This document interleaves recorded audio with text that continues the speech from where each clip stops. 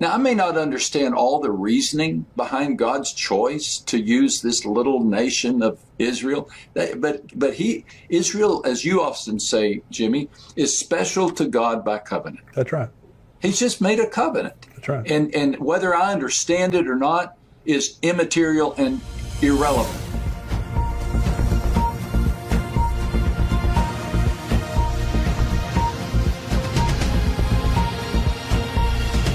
Welcome to the Tipping Point Show. I'm Jimmy Evans. I'm so glad that you're joining me today. I've got a very special interview coming up in just a minute. But before we do that, let me just remind you that we have our Israel trip coming up this year, November 29th through December the 8th. It's Pastor Ed Young Jr. of Fellowship Church here in Grapevine, Texas. Myself, we're going to the Holy Land. We would love to have you go with us on endtimes.com. You can go there. It'll give you all the details there of how you can sign up. We're filling up, and this trip will fill up. So if you're wanting to go and you haven't signed up yet, go on endtimes.com and sign up. We're going to go all through the Holy Land. We were there in December. It's just always such an incredible blessing. And it's really a blessing to be there with other believers. We'll have our expert tour guides. We'll have a number of buses. We'll have expert tour guides on every single bus. Pastor Ed and I will be there teaching at different sites through the Holy Land. And I can't wait to meet a lot of you. You know, I just have really two opportunities through the year to get to meet you guys. One is at our conference that's coming up next September, and I'll be talking about that more next week. But also this Israel trip. I look forward to being able to shake your hand and get to know you and spend some time with you in the Holy Land. So if you're interested in going to Israel with us, endtimes.com. Go on there, you get more information and sign up. We'd love to have you join us there. It's a great pleasure today to have my good friend Max Lucado joining me on the show. Max is a teaching minister at Oak Hills Church in San Antonio. He isn't just a best-selling Christian author. Except for the Bible, he is the best-selling Christian author of all times with 92 million of his books in print.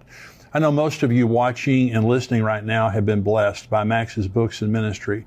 But today he's here with me to talk about the end times. Max, welcome to the show. Thank you so much for joining me. Oh, it's great to be with you, Jimmy. You know, I hold you in such high esteem. I love you. And I'm honored and grateful that we have this opportunity for this conversation. Well, I feel the same way about you, Max, and I very much appreciate your friendship and encouragement over the years. You have a gift of being able to communicate truth in such an understandable way. And, you know, people love it, and people love your books, love your teaching, your preaching, your ministry.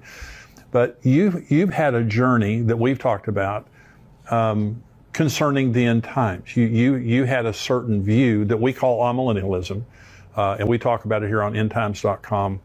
But you've made a progression. Is that right? You've changed your view. Yeah, it is. You know, I'm 68 years old, and for most of my life, I embraced the view of teaching that the Revelation 20 description of the millennium was symbolic. And I was raised in an amillennial church. I attended a college that taught me amillennialism. I have never had a premillennial professor, premillennial pastor, or even been a part of a premillennial class, but little by little over the years, I moved from one point of view to the other and embraced more of a literal view of the millennium. It's really important, though, that I say that I am so grateful to God for my amillennial professors, my amillennial pastors.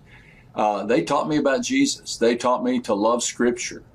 They inspired me to dig deep into the Word, and also challenged me that when I encountered a teaching that was contrary to what I had been taught, that let not many of you be teachers, for you will be held in higher account. And so be careful. And if you feel the Lord leading you in a direction, then you pursue that. And that's what has happened on 2 or 3 different topics in my life, one of which is end times. And so I'm really grateful to have this chance to explain that journey, talk about that journey with you and your audience. Well, this is the first opportunity I've ever had to really talk to someone who made that progression.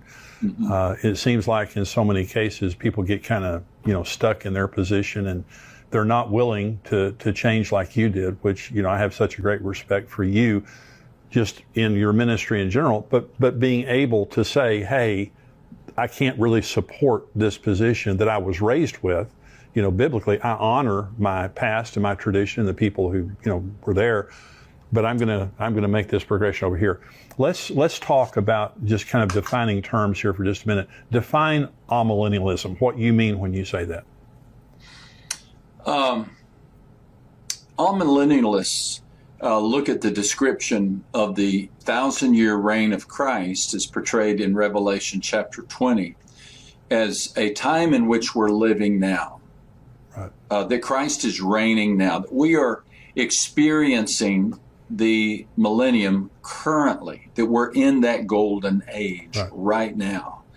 And I'm sure there are a variety of reasons for that. What I was taught is to be very careful about any literal interpretation of end times teaching. And consequently, when Jesus speaks about the tribulation in the Olivet Discourse, or the Apostle John talks about the millennium in Revelation 20, those are symbols. Those are metaphors. I get that. I understand that. But one of the reasons that I changed has to do with what I think is a healthier approach to end times teaching. And I think we'll talk about that here in just a second. But amillennialism leans towards symbolic, correct? You'd understand this more than anyone, and that we're in that time right now. Yeah. And an amillennialist believes that the devil was bound basically at the resurrection of Christ. Yep. That we are now in the reign of Christ that would be described as the millennium. That's a perfect explanation of it. Premillennialism is what you now espouse. Is that correct? That's absolutely correct. Yeah. And, you know, there's some huge ramifications for this. Mainly, we want to be as biblical as possible while holding everyone in mutual respect. Right. But we want to be as biblical as possible. You know, all Christians agree upon the literal, physical return of Jesus to earth and the bodily resurrection of the dead and the final judgment of all people. We can all find common ground right there. But apparently, the Holy Spirit wants us to have a more detailed understanding of what is yet to come, and understand. And it's as if we've been handed an itinerary of what to expect. Right. And that empowers the saint. You know, it helps us understand the problems of the present because we know what's going to happen in the future. That's exactly right. So we're going to talk about the progression that you've made. You have a teaching, you have an explanation of how you defend, because you can scripturally defend your position now, premillennialism. In other words, you didn't just make this jump, you know, in a hurry or without reason.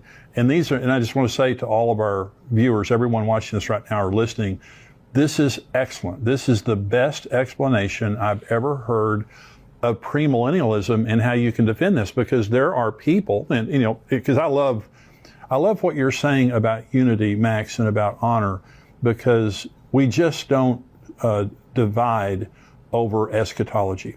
We just don't divide fellowship because this person over here is amillennial and I'm premillennial. And I know how that's how you feel, and that's what you've been saying. Absolutely. And so, but there are words that go back and forth. For example, I know from the amillennial camp, there is the teaching that John Nelson Darby, the rapture and, the dispensational theology really didn't begin until the 18th century. And a lot of amillennials, they'll use that argument that it's a very recent teaching, but you're going to explain here. So let's go through. You have an acrostic, and I want you to go point by point, and we'll talk about it when you finish each point. But again, to all of our viewers here, this is an excellent explanation of how you can defend premillennialism. Go ahead, Max. Well, I got the idea of an acrostic from our mutual friend, Mark Hitchcock. Yeah, sure. In his book, The End, which is such an astoundingly wonderful book. Yes. He has a chapter in which he describes his defense of being a premillennialist and he has an acrostic, pre-mill, P-R-E-M-I-L. And I thought, now that's so clever. As I began to sense a shift in my own heart, I wanted to be able to explain this because, again, many of my friends are all millennial. I'm going to have to tell former pastors and professors, friends, why I've made this change, and I'm happy to do so. Yeah. I'm happy to do so, but I sometimes have trouble remembering things. I've watched you teach, Jimmy, and you just seem to have instant recall. I have to use every tool in the book. And so I created this acrostic, and the acrostic is CHRIST.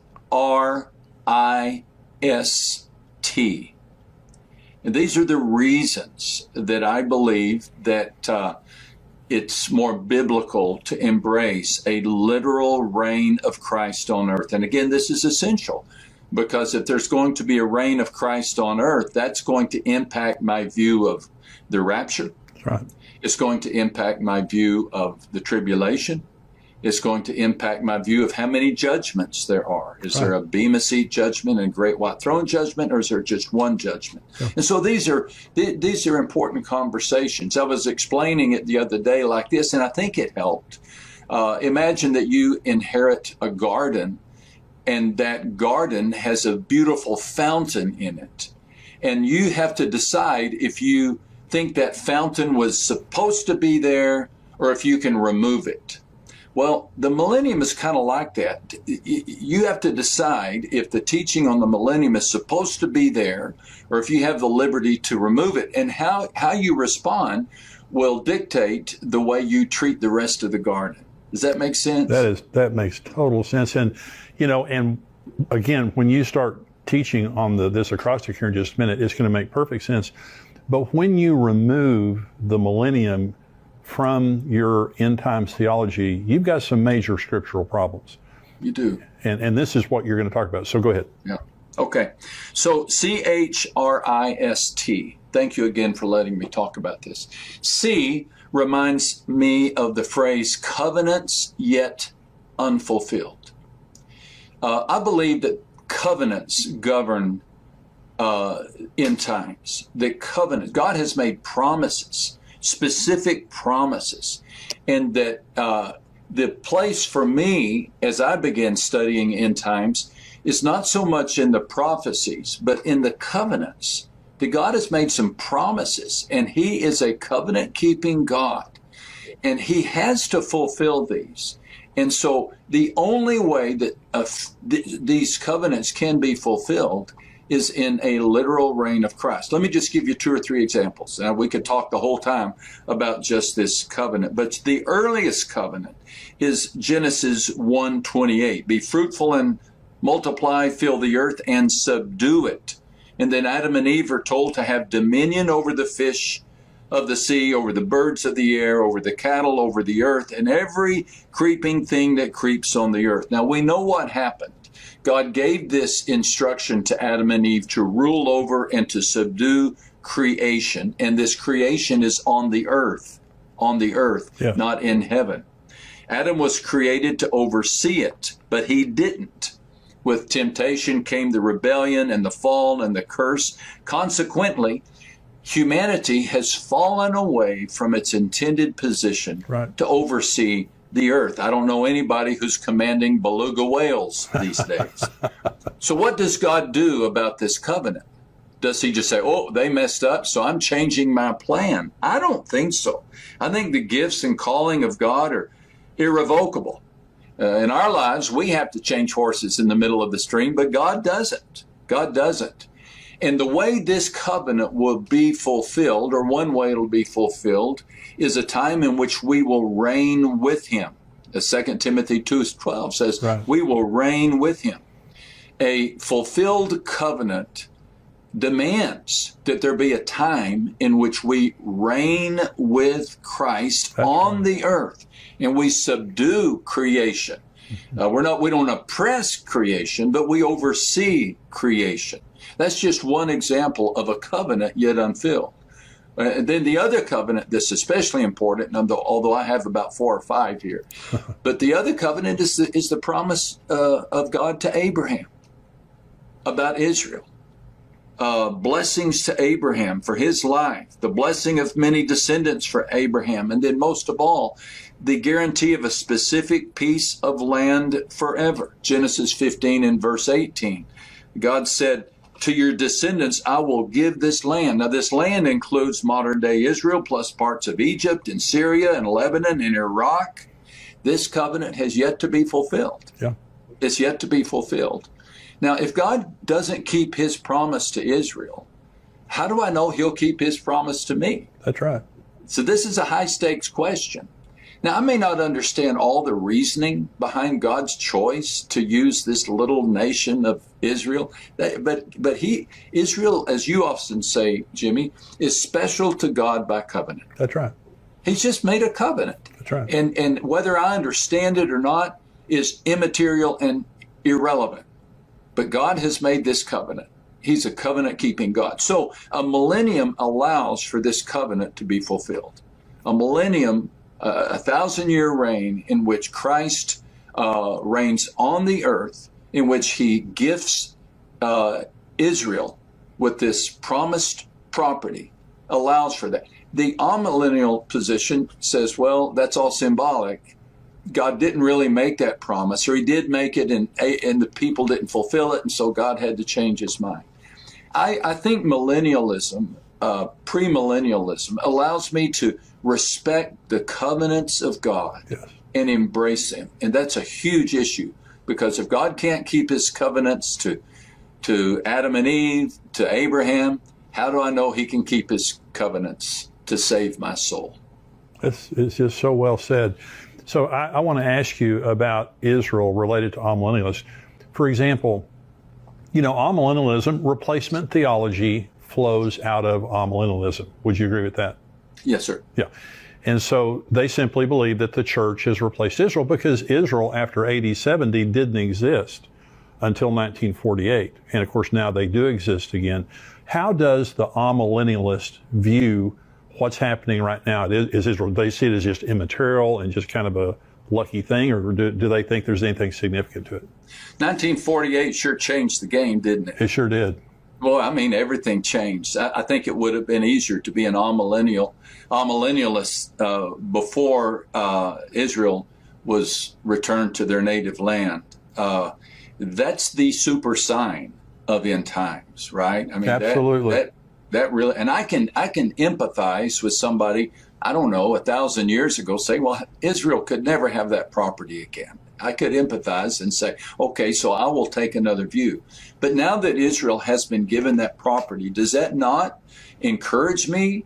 Does it not show me that God can do this? Yeah. God can do this. He can work miracles. And the fact that that happened should encourage me to see that God can do even more.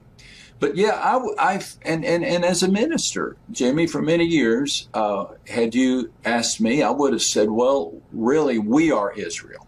Yeah. We are Israel, we the church. And so what happens to ethnic Israel or the nation of Israel is secondary. And that's the position I took, and the position still taken by many amillennialists today.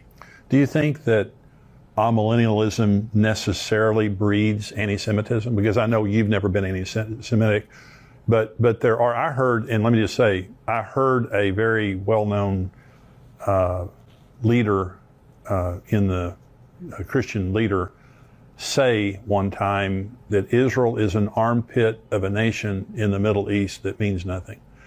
And I challenged him on that statement, and that's an extreme position, but now I'm telling you, this is a very popular guy. And I challenged him on his position, and I honestly think he's changed since then.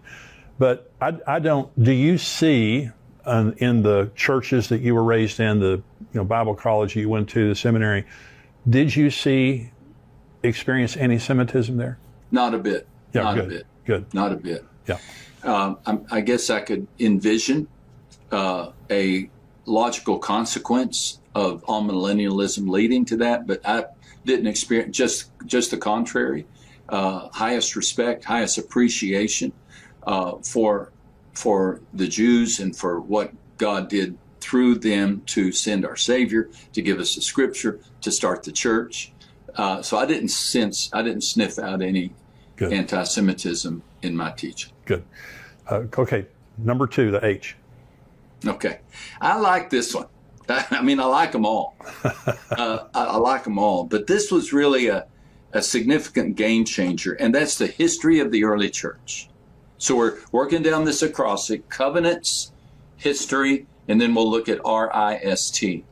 But the history of the early church, I was really surprised to learn that for the first 300 years of church history, the leaders were premillennial. Yes. Most significant among them was Papia, the bishop of Hierapolis, a disciple of none other than the Apostle John. Wow. Man, I nearly fell out of my chair when I read this. Because here's a student of the Apostle John who taught and promoted premillennialism. If the student of the inspired apostle who wrote the book of Revelation taught students or taught people to embrace the literal 1,000-year reign of Christ on earth, that pretty well seals the deal for me. And then we could add to that, I've got my list here, Irenaeus, Tertullian, Justin Martyr, who said, I and every other Orthodox Christian feel certain that there will be a resurrection of the flesh, followed by 1,000 years in the rebuilt, embellished, and enlarged city of Jerusalem, as was announced by the prophets of Ezekiel, Isaiah, and others. Wow. So the fact that the fathers of our faith embraced the promise of an earthly reign of Jesus is extremely compelling to me. Extremely compelling. And again, because I've been premillennial for, a long time, there is this constant statement that is made that, dispensational theology really was invented. And I do agree that, John Nelson Darby and Schofield and others, they defined it. They Right. helped us understand it, but they didn't invent it. Because as you're saying, the early church father, for the first 300 years, all the early church fathers were premillennial. They believed in a literal millennium. And the rather than premillennialism being new, amillennialism, and I know it started about the 4th century, but still, it's the newer teaching, not premillennialism. Jimmy, can I ask you a question? Sure.